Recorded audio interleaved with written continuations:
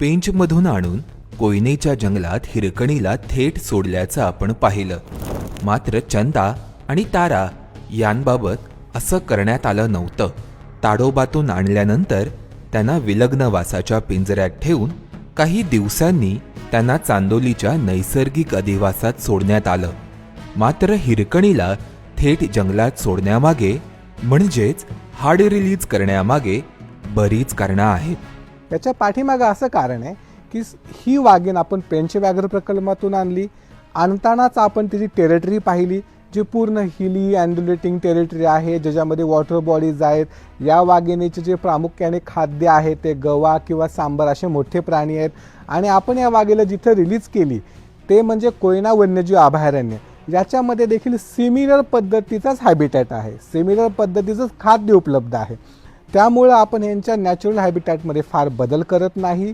शिवाय आपण रिलीज करताना काळजी घेतली की वाघिणीला एकदम कोर एरियामध्ये रिलीज करण्यात आलं. ही वाघीण साधारणतः 4 ते 5 वर्षाची आहे, एकदम अडल्ट वाघीण आहे. हिला ऑलरेडी पिल्ले झाली होती, त्यामुळे हिला माहिती आहे की आपल्या पिल्लांची केअर कशी करायची आहे. पूर्ण मॅच्युअर आणि एकदम तयार अशी वाघीण आहे. त्याच्यामुळं आपण या वाघिणीला डीप कोर एरियामध्ये रिलीज केलं. रिलीज केल्या साधारणतः 200 मीटरवरती आमच्या समोरच तिनं किल देखील केलं आणि ह्या किलवरती ते 2-3 दिवस बसून देखील आहे.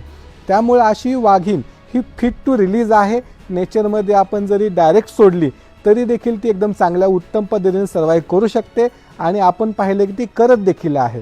त्याच्यामुळे तिसऱ्या वाघिणीला आपण डायरेक्ट निसर्गमुक्त केलं आणि हा रिलीजचा पर्याय वापरण्यात आला. व्याघ्र स्थानांतरण प्रकल्पाअंतर्गत आजवर सह्याद्रीत 3 वाघिणींना स्थानांतरित करण्यात आलं असून पुढच्या 4 वर्षांमध्ये अजून 2 मादी आणि 3 नर हे ताडोबा किंवा पेंच व्याघ्र प्रकल्पामधून सह्याद्रीत आणले जातील. नैसर्गिक परिसंस्थेत वाघ हा अधिवासाशी निगडीत असणारा प्राणी आहे, म्हणजेच तो स्थलांतर करतो, मूळ संख्या असलेल्या अधिवासामधून अनुरूप असणाऱ्या अधिवासामध्ये जातो, तिथे स्थायिक होतो आणि नवीन हद्दक्षेत्र तयार करण्याचा प्रयत्न करतो.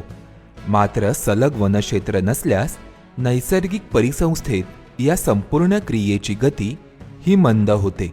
अशा परिस्थितीत माणसालाच प्रयत्न करून या क्रियेची गती वाढवावी लागते. सह्याद्रीतील व्याघ्र स्थानांतरण हा याच क्रियेचा एक भाग आहे. पुढच्या भागात जाणून घेऊया कोयनेसाठी हिरकणीची निवड का केली त्याविषयी देखील. त्यासाठी पाहत रहा आणि फॉलो करा MHA MTB वाईल्डलाईफ.